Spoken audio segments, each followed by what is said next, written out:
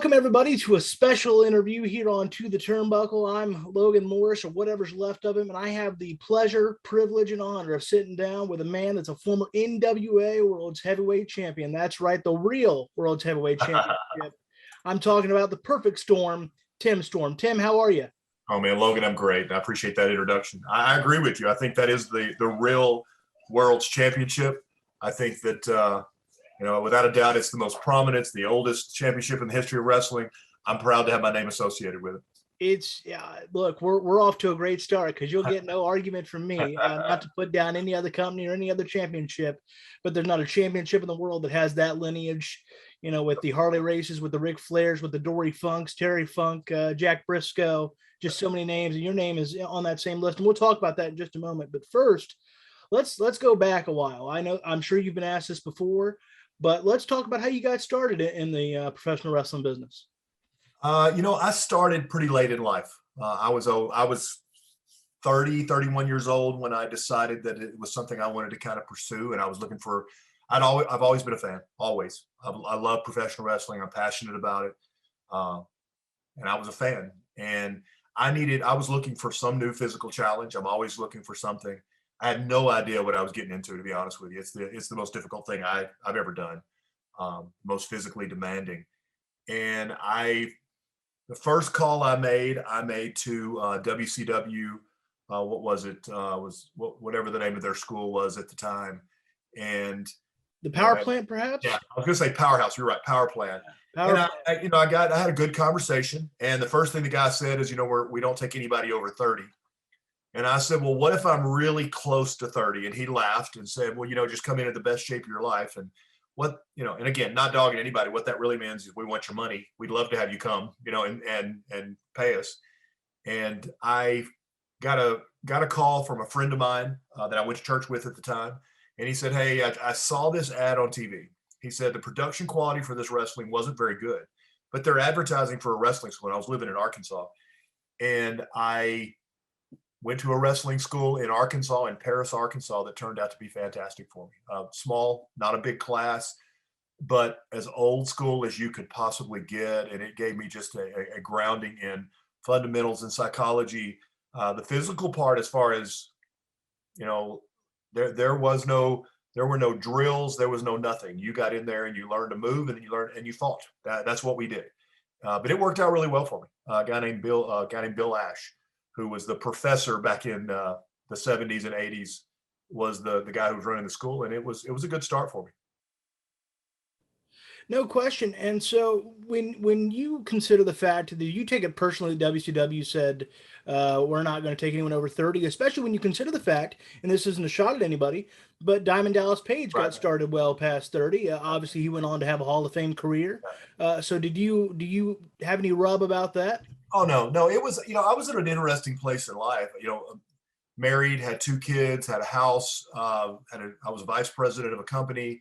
I had car payments, and it wasn't one of those deals where I was going to be willing to, walk away and not do what was right for my family, to take a shot at a wrestling school. And you mentioned DDP, man, he paid every price in the book. And I mean that physically, financially, from my understanding and getting to talk to him just a little bit, he paid his way to AWA along with his Diamond Girls. He did that with WCW. He was around the business. He learned the business. And a lot of the guys, from things I've read, really thought he was too old when he got in, but he took it seriously. He worked hard, and like you said, became a Hall of Famer, and everything he gets, every accolade he gets, he deserves. I said, no, I don't take that personally. They were reading from the script, just like they were supposed to do. And I was just kind of searching for a place, where I wanted to go. So let's talk about, you talked about Professor Bill Ash. What were those first sessions like breaking in? We worked out a deal because of my background at the time in marketing, where I came in and did some stuff for him. He, did some stuff for me. That he let you come in on the first training class was free, because he knew that a lot of people couldn't handle it and didn't want to do it. And, for people who haven't trained in wrestling, bumping to me was incredibly the most unnatural thing I'd ever done. It's like I had a little bit of, I played college football. I had done a lot of different things. I'd tried a lot of different sports, but, Taekwondo, for example. but you don't intentionally land on your back. That's the exact opposite of what you do. And I remember on the very first session, he was trying to show me, here's how you protect yourself. This is a flip bump.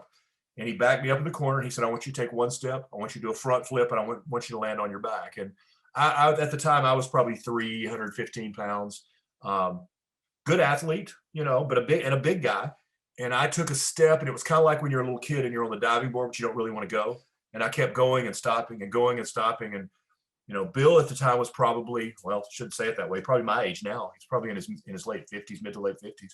And he's probably 5'7", pot belly, glasses. And he walked up to me in the corner and got in my face. And he said, all right, big man, here's your deal. You do what I tell you to do, or get in your car and go home, because this is what it's going to take. And it motivated me, and I cut a perfect nothing and landed on the top of my head and kept coming back. So, it was incredibly physical.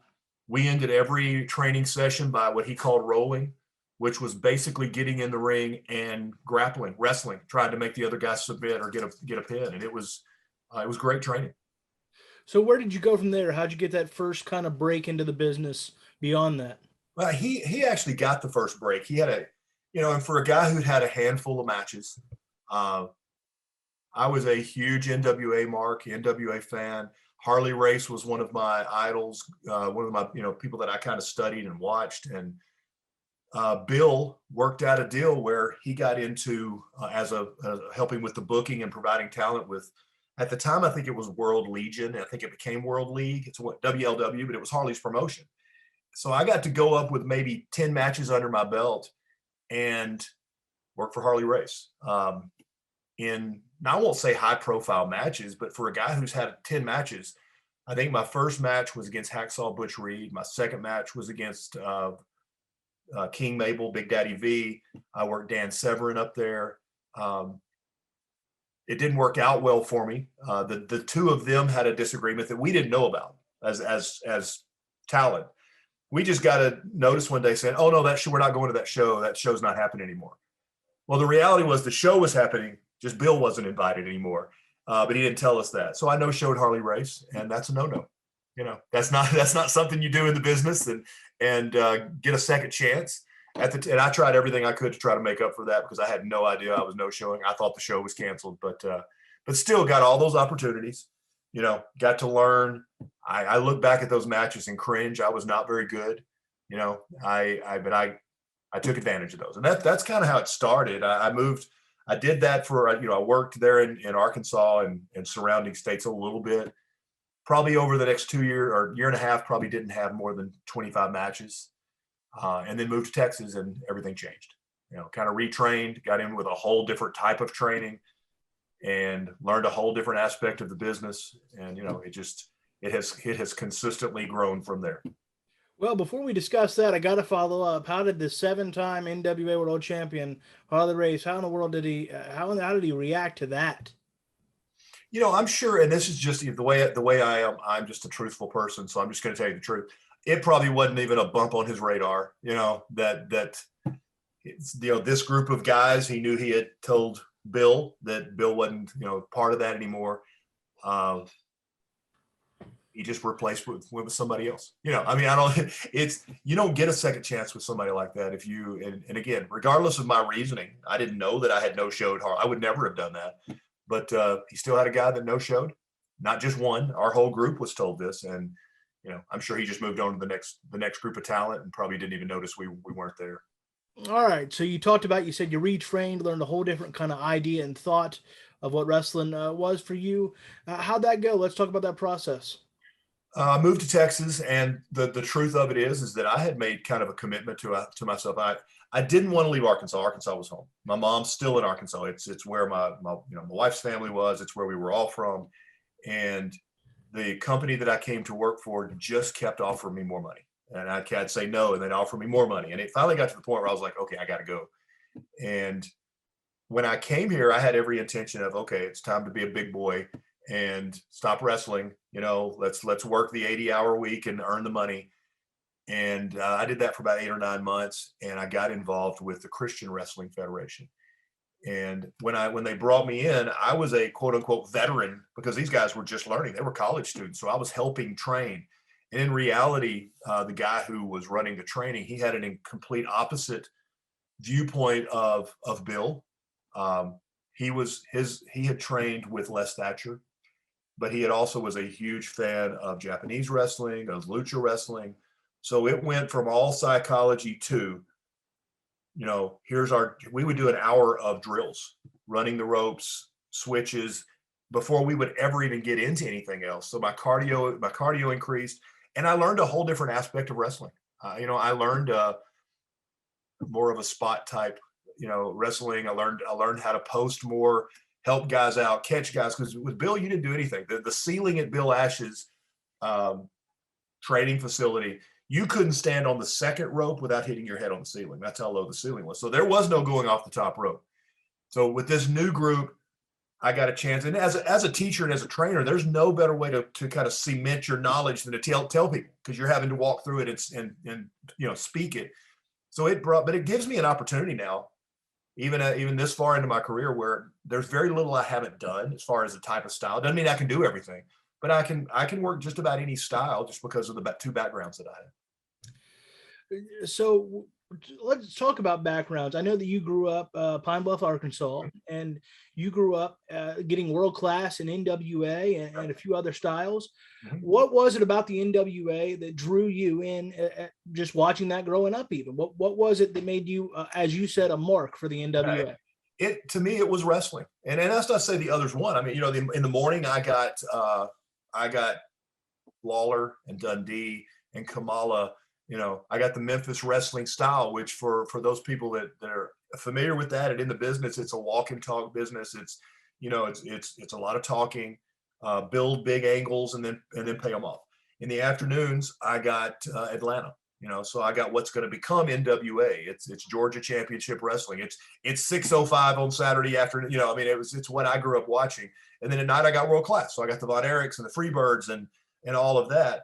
And then you saw in the middle, to me, NWA had the best athletes. They had what I considered the most legitimate style. And that's not taking anything away from World Class, because those guys killed each other. But it was wrestling to me, and it was the best of the best. I was a huge Mr. Wrestling #2 fan.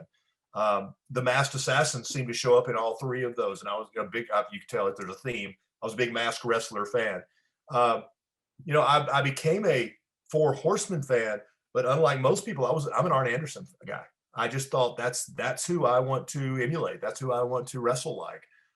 Now as a world champion, doesn't get much better than Flair, but you had Dusty Rhodes. You had all those guys, and that just drew me in. The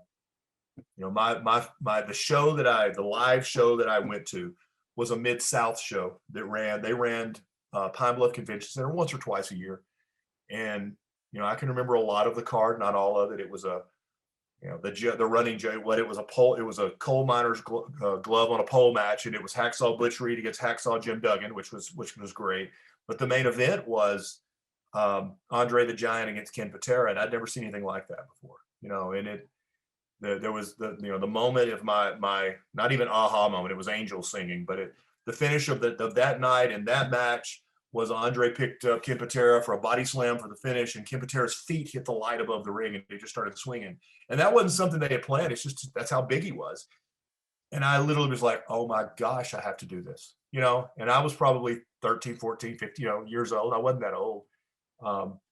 But yeah, just NWA to me was wrestling. It's all different styles and different things, but I just love the NWA, and that's going to carry over now for the next 30 years, of my life, and then what I want to be involved with. So let's talk about how you got involved with the NWA. How did that come about? Well, I think my first, I'm going to use finger quotes, my first NWA experience, I was working in Arkansas, and I went up in the hills in north central Arkansas, and they were calling themselves at the time NWA Mid-South. Well, that combined two names that just made my heart flutter, right? It was not. It was an outlaw show, and they knew that would draw people. And I went up and worked a match against a guy that I knew and had trained with a little bit, and we had a good match. But it was a classic indie wrestling. It was a dark high school gym with 70 people in it, and it was not NWA. It wasn't. I moved to Texas. I started training. I got involved with a lot of good wrestling here, and I met a promoter at here. We have They called it the Texas Shootout, the Red Bash Jeans Shootout for a long time. And it's a get together for wrestlers and people in the wrestling business. And promoter came up to me, introduced himself. His name's Robert Langdon. I still work for him today. And he said, he legitimately said, I want you to be my Kerry Von Erich. I had long hair. I had just shaved the mustache. You know, I was built pretty good. He wrestles out of Denton, Texas, or out of Sherman, Texas, which is up in Denton County. That's where the Von Erichs were from. And he goes, I want you on every show I have forever. And I was like, okay, you're saying a lot. Well, the truth is I've been on almost every show he's ever done if I didn't have an NWA, but he had the NWA Texas and the NWA Oklahoma franchise for that area. And my first match with him, I won the NWA Oklahoma Heavyweight Championship. And, you know, it has just kind of grown. And as I got involved with the organization, I got involved with that old management team. One of my best friends, James Beard, was the talent guy. Bruce Tharp was the owner. And it just, you know, it's like anything else. As you prove yourself, as you are successful, they just make more and more opportunity for you. And that's eventually going to grow into, you know, the world title. So, you know, it worked out. Like I said, it worked out pretty well for an NWA guy because I'm a huge NWA fan. You're dancing right along with me, brother. So let's talk about it. Yep. How did it come about that you're going to be the NWA World Heavyweight Champion, and what did that mean to you? Oh man, I think, you know, I'm honest. You know, James Beard had a lot to do with that. I had won the NWA North American, which at that time was the second tier title, which won right underneath the world title, twice. I had lost one of those to Jax Dane in Las Vegas, who had unified two of the titles, national and North American. And Jax was on a pretty steady course toward that world title. Rob Conway was the champion at the time. And, you know, we became part of not the management, but the core group of guys who were working and representing the NWA. And, you know, I look back now and I kind of giggle because I think I was 53 when I won it.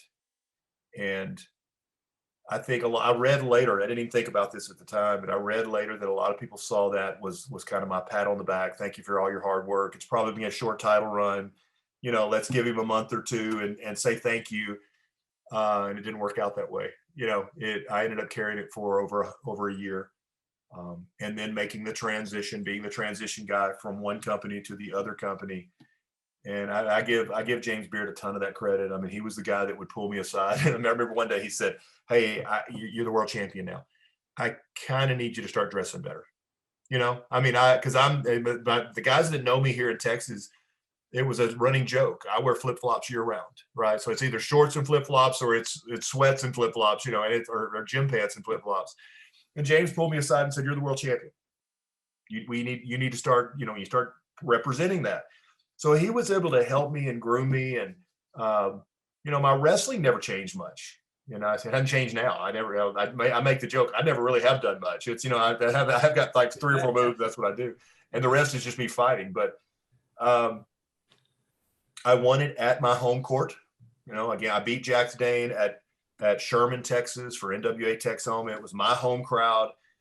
Jax had beaten me, I don't know, 3 or 4 different times in 4 different states for the title. And, you know, I just couldn't seem to get over that hump. And he gave me one last shot in my home court. And it's sure, you know, wrestling is really to me about emotion and fans and how the fans react. And, you know, there was no better place to win that than in front of a packed house at NWA Texoma.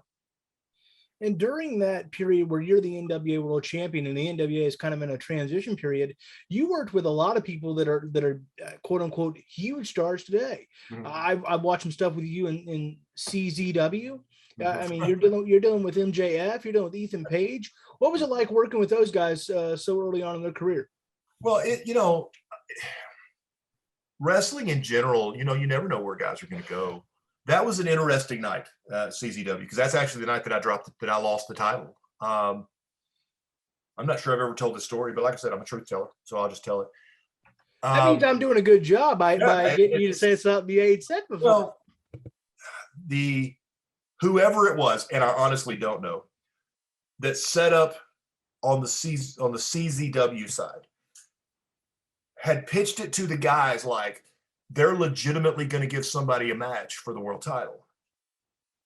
That was never the case. We knew what was happening, but I find out later that these guys have invested a lot they've thought about their promos. They know what they're going to be doing because they believe we're going to pick, they're going to pick somebody. Well, that was never the case.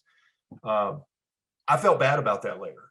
So when MJF comes out and he and I come, we get to cross paths over the next year because he does a lot of Texas shows. He gets involved with Inspire Pro in Austin, Texas a lot. And I was going down there a lot. So we kept crossing paths. We would work shows in Arizona. I didn't know a lot of those guys at the time. I could tell they had talent, without a doubt. But I was also, even then, at whatever I was then, 54, 55, I was also the old guy, that I wasn't going to have matches. I wasn't going to have a lot of hardcore matches. When I walked into CZW, I got booed just for wearing a suit. So, I mean, it was a whole different atmosphere. And I've been in every atmosphere. It was a great atmosphere. It was a packed house and they were rabid, but they were not there to see a wrestling match. They were there to see somebody do something extreme. But I've got to follow MJF's career. Ethan Page, obviously, those guys are so good, so talented. And but I can't honestly tell you I sat down and had great conversations and made an impact. I didn't. I showed up, we kind of did our thing and got out of there pretty quick. But they're great guys, great talent, and they're doing great things. So you talk about kind of the, let's call it, for lack of a better term, the confusion on how you would eventually lose the title that night. Does that ever kind of, for lack of a better term, kind of bother you to lose it under kind of those circumstances? No, I mean, again, when I got the information that the NWA had changed ownerships, my legit first thought was, oh, well, this has been fun. I'm 54 years old. These guys that are coming in have a history with TNA, with a major organization. They're probably pretty quickly going to make a transition to one of the guys that in their mind is younger and better known. And they didn't do that, so when you work with people like that, you build an understanding and a trust and a relationship, and they set it up very well. I was injured in a match by Josephus, rest in peace, by Joseph, and which is going to come into play when I defend or when I lose the title. I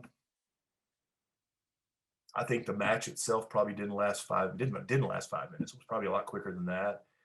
And I've heard rumors that part of that was because they cut our time based on the amount of promo time that happened up front. I don't know if that's true or not. But I trusted those guys, and you can't take, especially after what he's done over the last couple of years, you can't take anything away from Nick Aldis. He is and was a great champion. They made a great choice, and he carried the company on his back in both the hottest time and then the most difficult time with COVID. So, yeah, no hard feelings. I still shake my head sometimes about CZW with the type of wrestling they have, whether that was the right venue to do it in, because they didn't want to see wrestling necessarily. But Nick got serious heat. Crowd hated him. By the time in the short match that it was, I got cheered as I left for fighting hurt. So still a good story. It's the way the business works. And I'm still, to this day, I don't ask a lot of questions. I show up and I trust what they're trying to do. You mentioned Josephus. Let's talk about him for a moment. Unfortunately, he passed away early this year. What are your memories of him? Oh, he was an incredibly talented guy, and I don't mean necessarily in the ring. He was involved in behind the scenes stuff. He did editing, he did sound. He was a music guy. He was a music professor at one point. He worked at a school. He was at a junior college. He was an incredibly smart guy. And I can say this about myself too. He wasn't the most gifted professional wrestler, but he was huge. He had a good look, and we did good stuff. We did good business together. The stories that we told, and a lot of that is how they put those things together with the background leading up. We had an empty arena match that I'm still to this day still feeling, right? And I'm not joking. I think it ruined my neck for life. That ladder, right? Yeah, but that's my fault. Mm-hmm. I'm the one that put the ladder. It wasn't hitting the ladder that got me. It was landing on the second ladder that I had dropped on the floor, and that's I did that. Mm-hmm. But we told a great story, And in a situation where we went into the Impact Zone before a pay-per-view and did an empty arena match, that those guys, I had, we got a lot of positive things. I thought the match went really well. I thought the story we told was great. I was very happy with it. So Joseph and I had a good relationship. We had an interesting relationship. We sat in every TV taping, we sat right next to each other. And it was a very loving, sarcastic relationship. It was like neither one of us could do anything without the other one kind of, ripping on him a little bit about something. And it was fun. Yeah, that's tragic. I don't want to get into it. I don't want to get upset. I don't want to get emotional, but he was a loving father. He was with his mother and his son, and he loved his kid. Well, he is no doubt sorely missed, and I just thought since you brought it up, we had to talk about him there a little bit. Love I can still hear him now on the first episode of NWA Power shouting "Storm" as loud as he possibly can into Cornette's headset. Speaking of that first episode of NWA Power, let's talk about that. Of course, you lost a match to Nick Aldis, where if you lost that match, you would never challenge for the NWA World Heavyweight Championship again. Now that Nick Aldis is not the world champion, have you given any thought to giving it one more go? I've never stopped thinking about giving it one more go. I think that's the downfall to most wrestlers, is we all believe, I got one more good run in me. I've got one more good run in me. I remember walking into Atlanta, and again, go back to my history. I am a 605 Georgia Championship Wrestling. That's in my blood.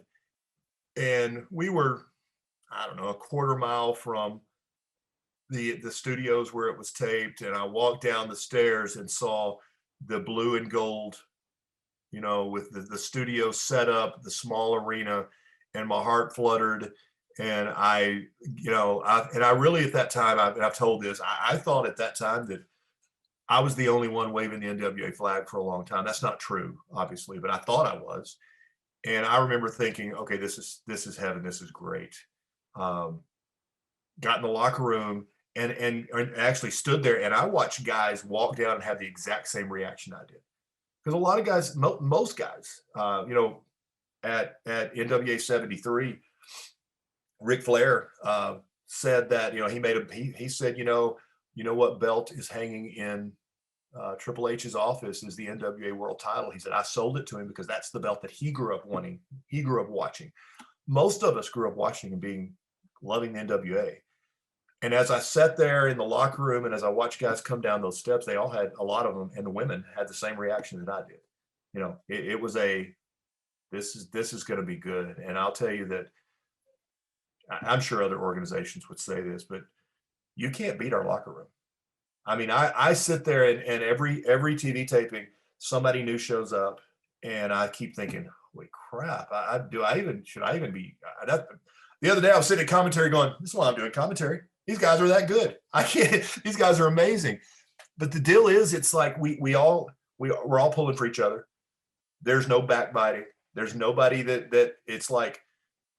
And I won't give names, but I could off the top of my head name 4 guys that were with a major company who felt like they were done with wrestling, who came into our locker room and fell in love, and they're loving wrestling again, because that's how good our locker room is. We get along, we joke with each other, and we're taking shots at each other the whole time and having a blast, but we are supportive, and we all have that passion to be successful and want the NWA to work, and it is. I think that's part of the reason we're successful. What's your relationship like with Billy Corgan? It's good. Billy's got. I had to build a trust with Billy in the beginning when they did the 10 pounds of gold, which was kind of what introduced the world to Tim Storm. Texas, Arkansas, Oklahoma, Louisiana, parts of Mississippi. They're very, very familiar because that was my turf. That's where I wrestled all the time. But across the world and in most of the United States, nobody ever heard of me. I was, whatever I was to them. I have to be frank with you. That's how I discovered you. And that's 99% of the people. The people who knew me loved me. But this is Daisy. The people who knew me loved me. Great to meet you, Daisy. Boy, she's beautiful. There's two of them. The sister looks just like her. So, oh man, sorry, you got to run in on the interview. Oh, but I don't care. It's all good. It's going to help my viewership. We had to build a trust for me to open my life up. You know what I'm saying? It was. I know it's a cuteness overload, isn't it? She's a sweetheart, but she's gorgeous. Yeah, they wanted me to basically show the world who I was. And growing up as an old school wrestler, you didn't do that. You kept your family out of it for a couple of reasons. You didn't, whether in case you were running and making a heel run, you didn't want them taking it out on your family. I didn't want anybody to know I was a teacher because, wrestlers are showing up in limos making millions of dollars. They're not school teachers. And, I really didn't want anybody to know how old I was. I take pride in, I want to be professional, and I want to show people when I walk in the ring. I joke now that I make my money from the curtain to the ring because I still look like a wrestler. When I get in there, I can't do half of what I used to be able to do. Right. But so Billy and I we had to build a trust, and he had to figure out if he could put his trust in me as a champion. Right. I mean, I think he would tell you that everything they've ever asked me to do, I've to use my term for them, I've exceeded expectations on it, whatever that was. But, we have a good relationship. We don't talk weekly or monthly, I mean, we do business, and but here's my thing about William Patrick Corrigan is the man came out of a bad situation in Impact, at the TNA. And in most people, they would walk away from wrestling with that bad experience and say, okay, I'm getting my money back and I'm done. And he dove right back in. And the reason he did that is because he loves professional wrestling. He's passionate about it. And what he bought when he bought the NWA was those 3 letters. That's it. He didn't buy equipment. He didn't buy a ring. He didn't buy a TV contract. He didn't buy a talent list. He bought the 3 letters because he knew what they meant, and they meant that to him. And I think that shows up in how he does everything. He loves wrestling. He's passionate about it. He's super creative. He's very involved. I mean, in most cases, he's standing at the curtain, or if I'm doing commentary, he's in my ears on, I hear him on commentary. So he's very involved. Let's talk about you doing commentary, because here's a story about me. I'm an aspiring broadcaster. I just graduated high media school. I'm an aspiring broadcaster. I have cerebral palsy, so obviously I can't get in there and bump. Right. Lord, I'd love to. Okay, I can't either. Well, you can do a whole lot better than me, brother. I can guarantee it. So I'm an aspiring broadcaster. So how'd that come about for you? Obviously, you've been doing a lot of commentary since coming back from the pandemic. How'd you get that offer, and do you enjoy it? Yeah, I mean, I do enjoy it, actually. Here's kind of how it happened. I have, Billy and I have talked a lot about, okay, what are you going to do when the wrestling's over? And I, he's told me you'll have a place here. What do you want to do? And broadcasting was not one of those things that I had on my list. It was the first pay-per-view back. I'm drawing a blank, but it was the first pay-per-view back from COVID. And here's what I was told going in to the TV tapings into the pay-per-view. You don't have a match on the pay-per-view. We've got an angle we're going to be running on TV with you. We'll probably bring a suit. We'll probably have you do commentary a couple of matches. No problem. I don't put too much thought into anything. And what I mean is like, I don't stress over it. What you see is what you get, right? So it's not like I have done 100 hours of preparation when I sit down to do color commentary. I haven't. I just sit down and go. And Joe Galley he's a master. He steers the ship. He walks up to me. I've got my suit on for the pay-per-view, and he goes, so I hear you're doing color on the commentary tonight for the pay-per-view. And I went, yeah, a couple of matches. I don't know which one. He goes, no, you're doing color commentary. I went, I know. I just don't know which matches. And he goes, no, you're doing color commentary on the pay-per-view. And I went, what? He goes, yeah, you're the color commentary. It's me and you. It's a 2-man crew. We're doing color. So now I go from I'm doing a couple of matches to, okay, my first time is going to be on a live pay-per-view. And, no preparation, which is fine because I probably wouldn't have done a lot anyway.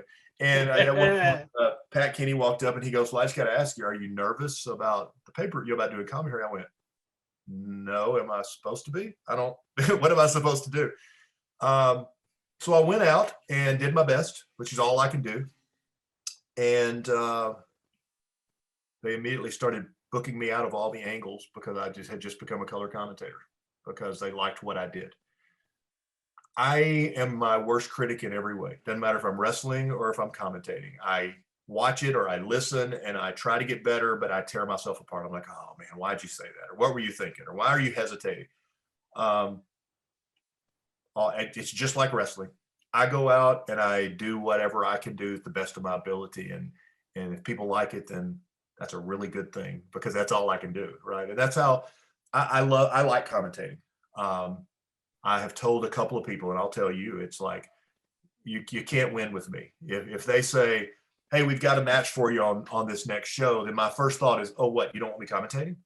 You don't think I'm a good enough commentator?" That's what I don't say that, but that's what I'm thinking. If they say, "We got you commentating, we don't have a match for you," my first thought is, "Oh, I can't wrestle." Is that what you're saying? I'm not good enough to, okay. So it's like, I want to do both.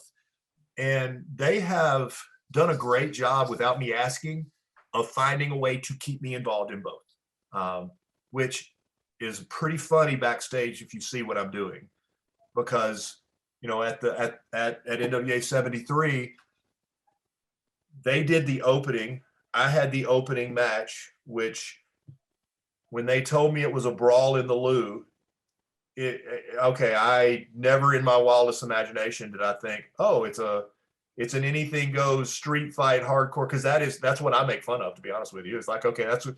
So we went out and tore it up, killed each other, did some stupid things.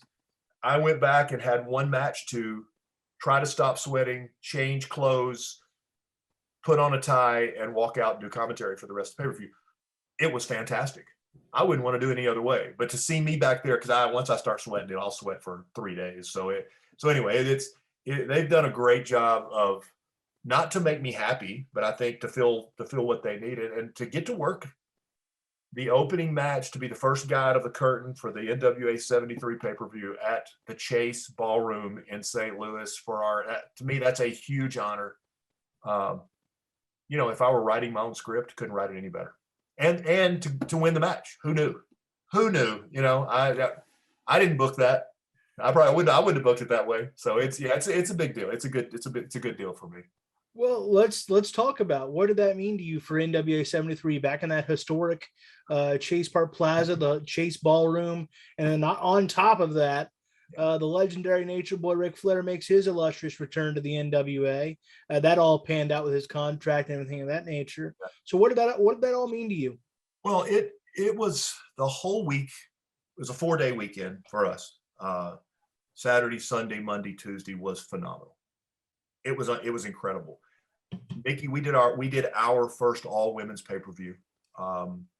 Mickey James was executive producer, and I did semi-main event commentary and main event color commentary, and we set the wrestlers the way there really wasn't a locker room. I mean, there was a place to change, but there was no monitor. If you wanted to watch it, you basically had to be out on the outskirts of the crowd to watch.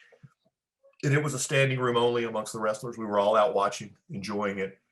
I went and did the color commentary, and I told, you have this, you end up with your guys, and I have my guys that I hang out with. And, I remember telling them afterwards, I said, "Man, that's going to be hard to beat. We're going to have to work really hard to beat Empower." They put on an incredible show. Those women. And other than I don't know. I guess Ric Flair showing up and people knew he was going to be there. That probably was pop of the weekend or of the show.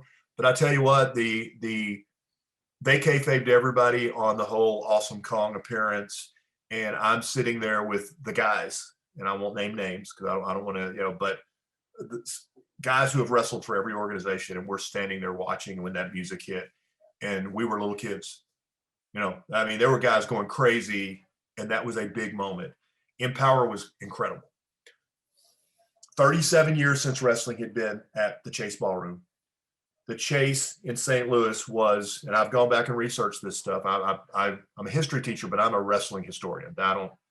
What I know about American history is what I teach. That's it. Okay. So, but I'm a wrestling historian. The history of that place, if you were anybody in wrestling, you came through St. Louis. And I mean, before you were anybody, because you go back and look, and guys like the guys you named that are going to become future world champions came through St. Louis to make their name. You wanted to wrestle in St. Louis. Okay, so we have to follow In Power, which was a killer show, top to bottom. Every match was great, and we're the opening match. Well, for me personally, again, I don't ask questions, which is probably my fault. I probably should just ask more questions. I show up and legitimately I'm like, here, I've worked hard. I've dieted down. I've got, I know what trunks I'm going to wear. I got new boots. I'm really excited about breaking out new gear. And they're like, okay, well, the brawl and the loo, here's what we're thinking. I'm like, what? Are you kidding me? What do you, okay. So this isn't, so, okay. So, I don't want to say it checked a box. It's kind of like the world title. I never put that on my list because I didn't think it was possible. We're going to be the first organization back in 37 years into what was the soul of the NWA. Harley Race, Ric Flair.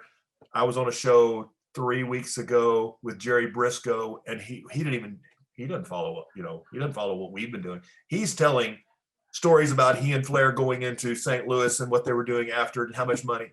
I don't have a clue if we beat the In Power show or not, but it was a great show, top to bottom.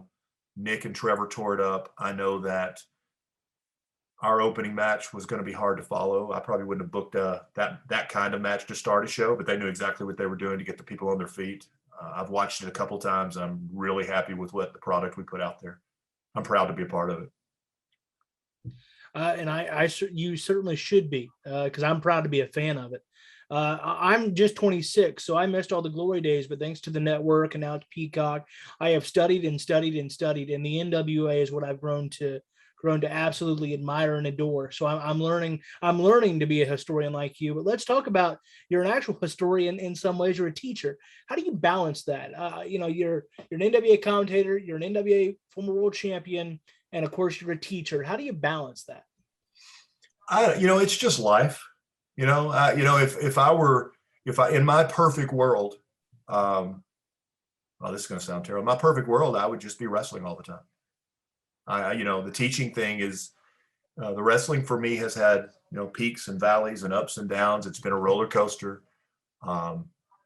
Teaching has its challenges without a doubt. I teach 8th grade U.S. history. So I've got 12 and 13-year-old kids, which is a challenging age, emotionally and physically, and, all of those things, but it's what pays the bills all the time.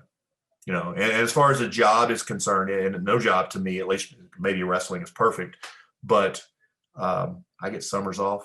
I get 2 weeks for Christmas. I get a week for Thanksgiving. I'm done every day at 4:00, so I can go to the gym. Every weekend, I know I don't have to work. So it's a good job, period, but it's a really good job to be able to wrestle. Now the challenge for me is I only get 5 days off a year.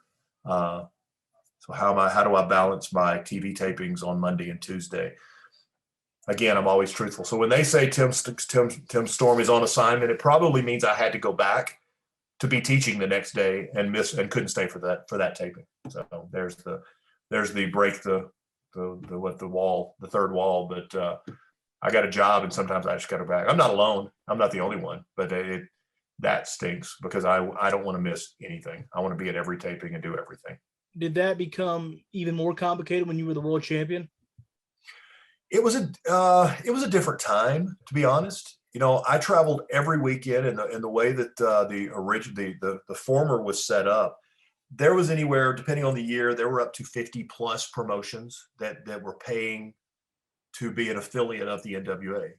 And their commitment, and not all of them kept it, but their commitment was that they would bring in the world champion at least once. Well, if you're a world champion, there's 50 bookings right there, right? And one other champion once a year. Not all of them did that, but I stayed really busy. but that's also, they're small promotions throughout the United States. I think there was one in Australia. There's a lot of different ones, but they run shows on weekends. I can do that.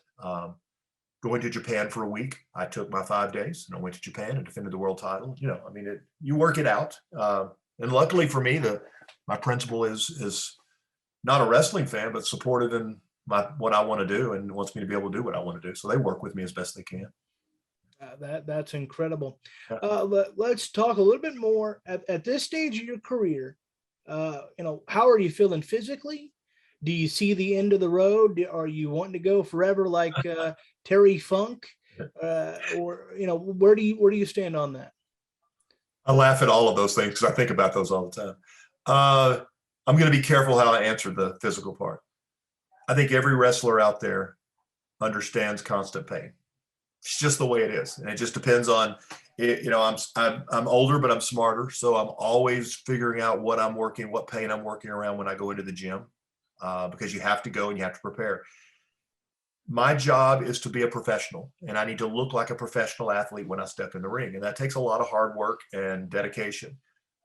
For all of us, again, I'm being really careful. For all of us, the pain never stops. It's there all the time. It's just a battle that you have to fight.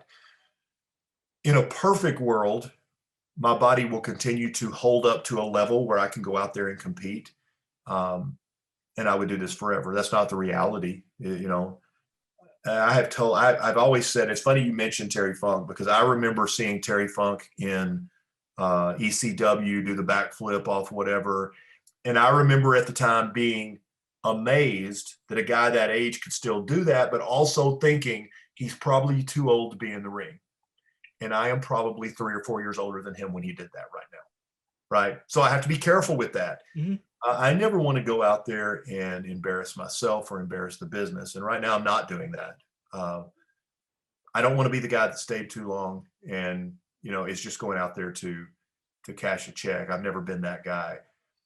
I have a couple of people that I trust that I think that I've asked, and I tell them all the time, watch my match, tell me what you think. If I get to that point, then I want to be done. Okay, I will be done, whether I want to be or not. Again, in a perfect world, I'll go forever and represent myself and the product well and the NWA well. The reality is your body stops at some point. I said, let's see, I think I started saying 15 years ago, I'm getting close to the end. I got to make every match count now. That's been 15 years, and I'm still trying to make every match count. So still going.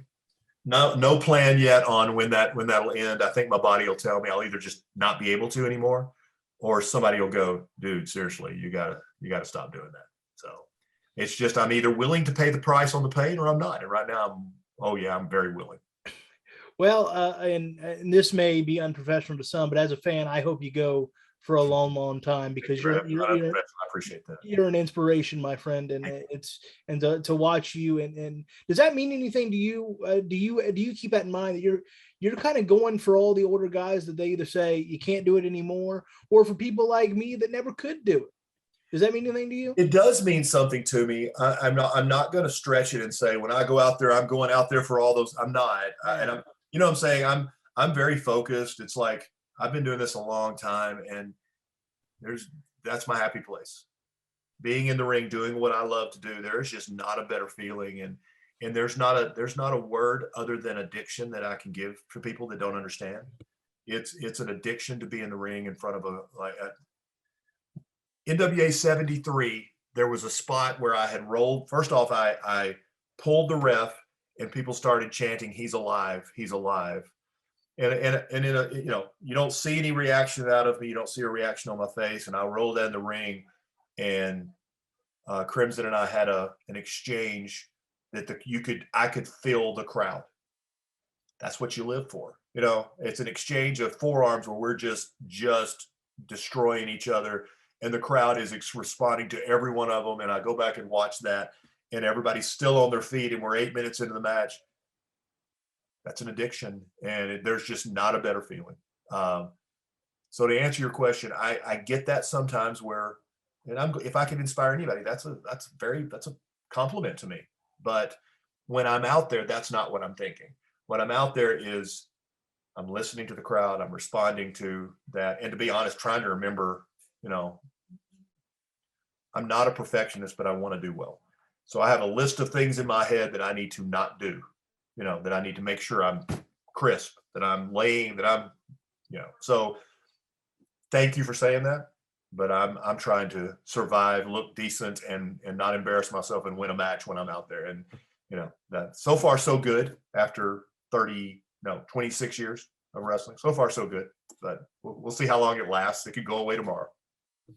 Well, personally, I hope you do hit that 30-year mark. Thank you. Personally, I hope that you do. Let's only a few more minutes of your time, if you don't mind. Oh, no, no hurry. And let's talk real quick about, I didn't get a chance when we talked about Billy to talk about the pandemic. What was that like for you and the uncertainty? You talk about how much you love the NWA, how honored you are to represent that brand. And I don't know if any major company quite like the NWA was in peril for as long as they were during the pandemic. What was that like for you? You know, I was dealing with online teaching too, which you and I had this discussion while I was trying to figure out how to get the volume to work on the Zoom meeting. So it's, you know, on the computer. Technology is not my strong point. I had a lot of challenges during that. The first thing I did when I even sniffed that we were shutting down was I ordered an exercise bike, and I started doing cardio at home. The gym closed. From a wrestling standpoint, there was about 2 or 3 months where there wasn't anything going on, but Texas is a hotbed for wrestling, and people were trying to run shows even if it was not in front of a crowd. That, you know, they were doing live streams and those kind of things. So I was able to get my wrestling fix. And at this point, I can't afford to take 2 or 3 months off, because ring rust is a very real thing. You lose your timing, you lose your, you know, some of your thought process. As far as the NWA is concerned, you know, Billy was ahead of the game on the shutdown, and I didn't like it because I wanted to be doing shows and all those kind of things. But Billy, from the very beginning, was like, okay, we're going to do what's best for the crowd, what's best for the talent, what's best for us. And he saw it coming and shut it down. He also saw when it was time to come back. You know, I don't think if I say that Billy is not just a musical genius, but he's an incredibly smart guy, I don't think that's going to surprise anybody. All right. So we're a family, and I've made some incredible friends with the NWA and the NWA locker room.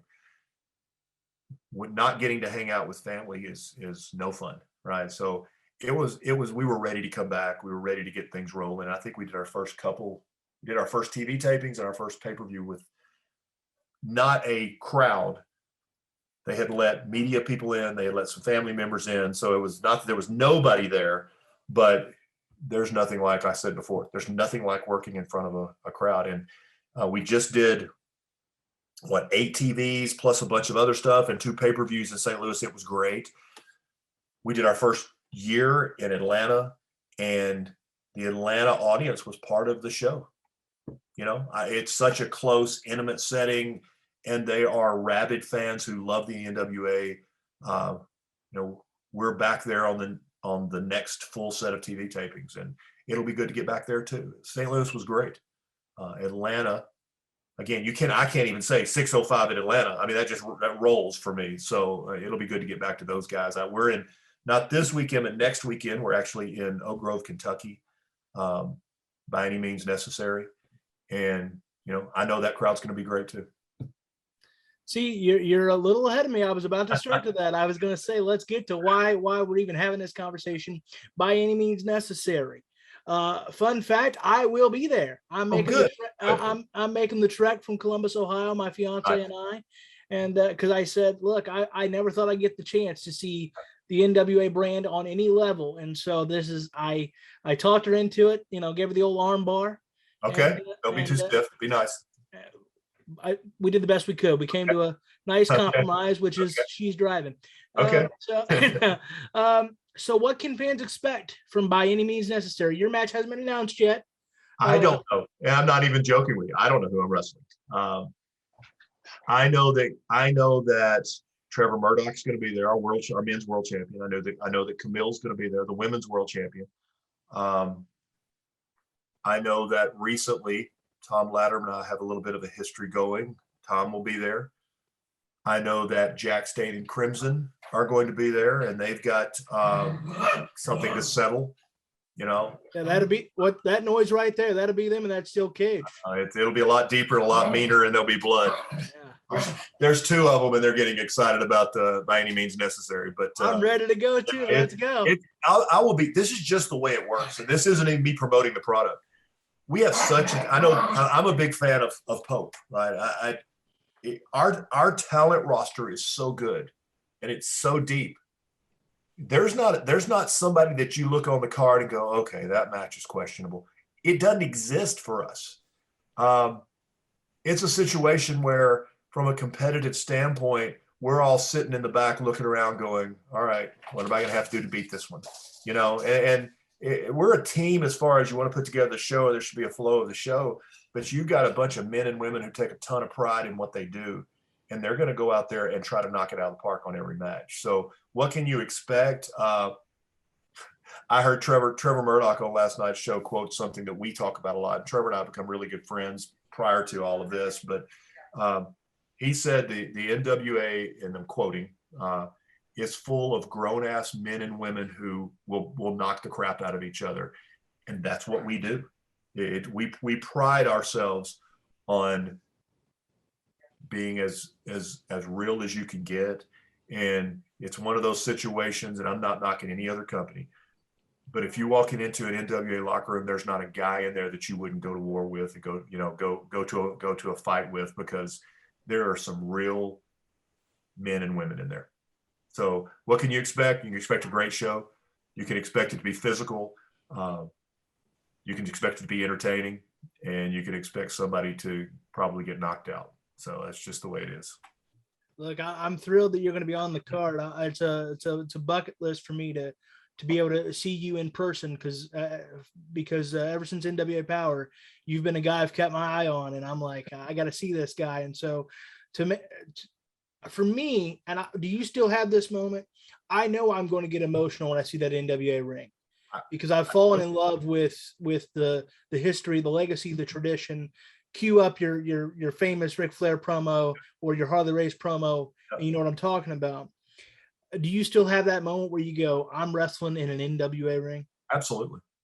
Part of it is just my natural, I want to be involved in everything, but it hurts my feelings and I don't mean but right now, I watched last night's episode. I'm not on last night's episode because I was on a flight to get home to teach. That hurts my feelings. I want to be in the NWA locker room. I want to be on TV. I want to be at the commentators table. I want to be involved. It's still a rush for me, and I wrestle all over. I'll be in right on the Texas-Oklahoma border this Friday. I'll be in Mississippi on Saturday. I'll be in Nashville and then Kentucky next weekend. But every promoter I work for knows that NWA is my priority, and I tell them on every booking, hey, listen, yes, I can. My date is open for that. But if something comes up with the NWA, that's my priority, and that's where I have to be.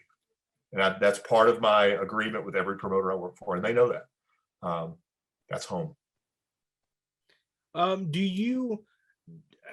What goals do you have left as far as your in-ring career, out of the ring? What goals do you have left? What drives you? Man, what's your dream? My dream would be one more run with the NWA World's title. That's just being truthful. I think that's incredibly highly unlikely. I think between age and commentating and physical and all those kind of things, but I don't think you ever lose that dream. It's a real challenge. I've said on a couple of things that I think one of the challenges Nick has had on this last deal after losing the title, you have to identify who you are now once you're not the world champion. One of my things that I tell people all the time is one of my least favorite words is former, because that's who I am now. I am a former, and that's not an insult to anybody, but I wish that word former wasn't there. I wish I were the NWA World's Heavyweight Champion. Trevor on the show last night made the comment that he understands there's a target on his back and that every single man in the locker room wants what he has. Guess what? Put me on the list. I love Trevor to death. He's a great friend. We'll go to dinner in Nashville this weekend. Absolutely, I would love to wrestle him for the world title. Nick made a comment that puts me over because I don't like putting myself over. He said I was a victim of my own brilliance on commentary. That I don't know where it was going, but I am now a commentator who wrestles instead of a wrestler who commentates, and that's at the show in Kentucky. I don't know this. It wouldn't surprise me if I wrestle and commentate. We'll see. And I hope that, and to be truthful, I hope that's the case because I wanted to be a part of everything. I'm just that greedy. So that's what drives me. I just want to keep going. Well, currently those sweet graphics the NWA and Tried and True Pro are making just say Tim Storm in action. So I have no idea what you're doing yet, but I can't wait to see it. You think I'm joking? I don't know either. I'll be in action. I have no clue what I'm doing. Look, I'm just going to be thrilled to be there. I hope I get to shake your hand and just say, Absolutely. Hey, thanks for being you. We'll make that happen. I hope so. All right. So a few more questions and I'm going to let you go, or maybe we can have a post-interview chat. We'll see. Absolutely. So do you think the NWA is going to do more of these events, more touring? Because one of the things that I'll bring into my household a little bit, one of the reasons I had to convince my fiance is she said, well, what if they come closer? I was like, well, this is like their first live event in ages that is anywhere near my ballpark of Columbus, Ohio. Do you expect more live events for the NWA? Can she hear me? No. Okay. I don't know, but I know that I think the master plan at one point was that we would almost set up a territory system again. Where Tried and True might have a territory, where maybe, and I'm making this up, where maybe I have a promotion here and we run those sections of the country. That's not happening right now. There's no hard concrete plan for that. But I truly hope we start running shows. Now what it is, and part of this is the way the dates fell. I believe this will show up on Fight TV as a TV taping. That's what I believe. And that's why I think I might be doing commentary. If our next TV taping would have fallen on Thanksgiving week, and we want to be with our families and they want us to be with our families. So I don't know. I hope we start running all the time, and I hope I get to wrestle on all of them, which is unlikely, but I think at this point we need to, I think you did the right thing. I think go to the ones that are happening because nothing's guaranteed right now. I know the next TV taping. I know by any means necessary, and I know when the next TV tapings. After that, I know nothing. Well, look, hey, I won that battle. I got the tickets. I'm there. So I won, but I just wanted to ask that question because I do hope that you guys come to the Ohio area again. And I want to see it be a viable, just because to me, it's the greatest brand pro wrestling will ever know. Now there's sports entertainment, there's WWE, God bless Vince McMahon, all he does, right. Whatever. He himself would tell you that's not pro wrestling. Right. That's sports entertainment. It's Walt Disney. Yep. He's the Walt Disney of our genre. Yep. But there's nothing like the NWA. And so for me to get the chance, and I know that thousands, if not millions of fans feel this way, to see that brand on any level means so much. Like I said, I'm going to be emotional when I see that ring just because it is, to me, and I know there's a stable called the Pinnacle in AEW, but the pinnacle of the business as far as pro wrestling is concerned is the NWA. And I feel that way too, obviously. I've had other opportunities. This is where I want to be. This is a great time to be a wrestling fan. Again, and the last time I said that, COVID hit and it took it away from us. So I don't want to jinx it, but there's a lot of opportunities out there, not just for fans, but for wrestlers too, to go out and do what we love to do and try to make a name for yourself. We don't try to be anybody else. We know what we are. We know what not necessarily what our market is, but we know what our niche is. Mm-hmm. We are professional wrestling. We try to have a really good balance between old school, but with athleticism and a little bit of tweak of new school in there. And we know that. That's what we do. So, hey, you're a testament to that what we do can work, because there are fans that like what we do. And I think that's what we can ask at this point. We just want to offer that to the people out there that are interested in that. And there are a lot of people that love it. Well, do you think that the brand can be, because I personally do you think that the brand can get back to where it once was? Obviously, it isn't in that historic place right now to a lot of people. It is to me, it is Right. to a lot of niche folks from talking about it over the grand scheme. There's still a lot of people that scoff about the current version of NWA. Sure. What do you say to those people? And can it get back to that historic place it once was? Because I think it can.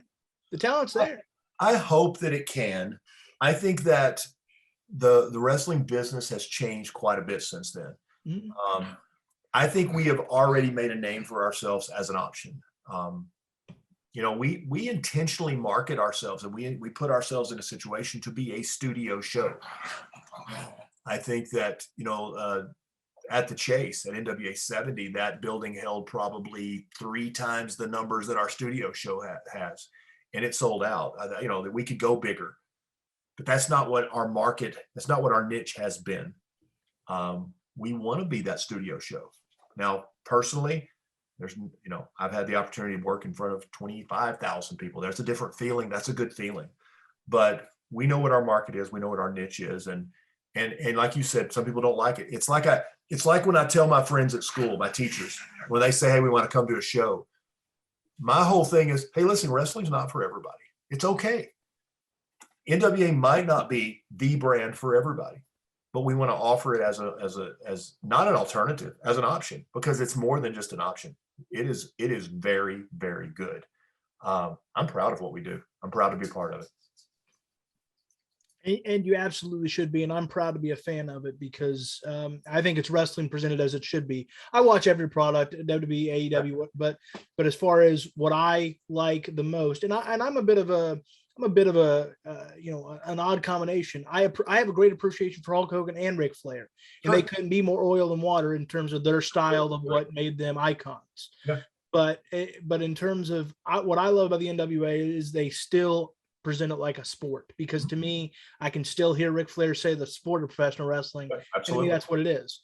Yeah. I know that Vince would disagree, but that's what I admire so much about the NWA. Right. And just a few more questions, like two to three more. What's something that most people don't know about you that you'd like them to? What's something that most people don't know? You're a history teacher. You're an NWA world champion, but what's Just something? my sixth grandchild was just born. That's pretty cool. That's something that most people don't know. So, um, I'm a pretty transparent guy. I Mhm. teach, I go to the gym, I wrestle. I love my family, and I'm that's pretty much it. That's what most people don't know is I just had my sixth grandchild. I didn't have anything to do with that, by the way, but I may get the chance to visit them and get to see her for the first time. She was just born 2 weeks ago uh, in Nashville on my way to Kentucky. So looking forward to that. And I gotta ask before I let you go, how's Mama Storm doing? Mama Storm is good. She's 96. She'll be 97 in a few months. For the first time ever, I will say she's starting to show her age a little bit. But at 96, she keeps saying, "Well, I'm almost 100," which is true, but she's for 96, 97, she's doing really well. It's I say this all the time. I'm going to value every holiday and every time I get to spend with her because she may outlive all of us, to be honest, because she's still incredibly healthy, but starting to show her age a little bit. So she's doing well. Thank you for asking. She's Uh, still the sweetest woman in the world. Absolutely. Of course, the Mama Storm took off with t-shirts and everything else. What was that like for you? Surprising. It wasn't one of those things like I tell people. It's not one of those things where I said, "Hey, watch this. Everybody's going to pop for this." That was my ode to Dusty Rhodes. Mhm. Um, he always talked about Mama, Mama's boy, and when I threw that out there on the first episode, I didn't even hesitate because I thought that nobody was going to notice, and it turned into what it turned into. I have very intentionally um, not made those not taking it down that road on the NWA anymore. It still comes up every now and then, but at 96, 97, we value every moment we have, and that's something I would never take advantage of. If Mom wasn't doing good, I wouldn't play on that sympathy. So You know, she never got it. I would say, Mom, you trended #1 on Twitter last night. Well, what's Twitter? You know, or Mom, you know, I'd play it for her. I'd say, listen, everybody's chanting your name. Well, isn't that sweet? You know, but she doesn't get it. She didn't realize that there were 250,000 viewers on the first episode of NWA Power. You know, that people were chanting and knew who she was. Never. She was like, well, that's I'm so proud of you. That's because that's who she is. You know, she's wonderful. Well, I'm so glad to hear that she's doing well. That's one of the things I was trying to do research for in this interview, and I couldn't, obviously for right reasons, I could not find a whole lot. And I was like, well, I'll just have to awkwardly ask. I hope that she's doing well. No, she's doing, for 96, almost 97. She's doing fantastic. So, well, I hope that you have her bloodlines, my friend. That's for sure. We'll see. I have been brutally mean to myself between college football and professional wrestling. I've chosen that, and it's not funny, but I've chosen two of the lowest life expectancies and combined those. You know, but I seem to be doing okay for, well, like my mom would say, I'm almost 100 now, so I'm doing okay for almost 100. So it's okay. I'm doing all right. Well, there's an exception to every rule, so don't give up on that dream of being a two-time NWA World Heavyweight Champion. Don't give up on it. You know, why not a TV title run? Hard Times 2 is coming up December. Why not? You know, there was a time when I was thinking, right when it started, I was like, I don't think I want to hold any other title, because none of them, you know, that's all changed. Yeah, they're all NWA titles, and they all mean something, and they all mean something to me. So, hey, any of those are prominent titles to me because it has the name NWA on it, and I'm up for any of those. All right. Well, Tim, I got to ask you, and this is it. Is there anything you want to plug? Is there a place we can buy your merch? Anything you want to talk about? You have the floor. No, it's for anybody out there. It is by any means necessary. In less than 2 weeks in Oak Grove, Kentucky, tickets are on sale. Go to the NWA site, go to NWA TIX. You can get your tickets there. That's what I want to plug. NWA is the way to go. You know, locally, you can go to Tim Storm 01 and check out Instagram, and I'm always posting where I'm going to be. Twitter is you know, Real Tim Storm. That's out there. I am not social media savvy, but I post fairly regularly. Support independent wrestling, support wrestling all over the place, because we're all in this together. Logan, we're all on the same team. We want to make each other successful. Support NWA Fight TV every Tuesday night, 6:05 Eastern time, and Power Surge, Empower. We've got a new one coming out. They announced last night that the women are going to have an Empower of its own. At least a couple. You know, we're going to do a couple episodes of that. Support it, because it is good stuff, and it is professional wrestling. No question about it. And you heard Tim Storm say it. Professional wrestling. There's nothing like the NWA. You got to get to Oak Grove, Kentucky, Valor Hall by any means necessary. I'm going to be there. And I'll be the biggest mark in the crowd. I can guarantee you that. And you're going to want to check out the steel cage match between Crimson and Jack Stain. And Tim Storm's going to be in action. Hell, he might even have his blue blazer. It looks mighty sharp. You just never know. And it hadn't been announced officially yet, but I'm pretty sure the NWA World Heavyweight Championship is going to get defended by Trevor Murdoch. We'll see. Hadn't been announced, but I'm just going to make an assumption in Billy Corgan's infinite wisdom that's going to happen, and you're going to want to check that out. Absolutely. Because there's nothing like the history and tradition of the NWA.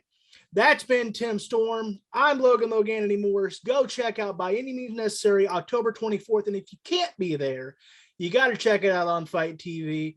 And be sure to subscribe to NWA Power. It's just $5 a month.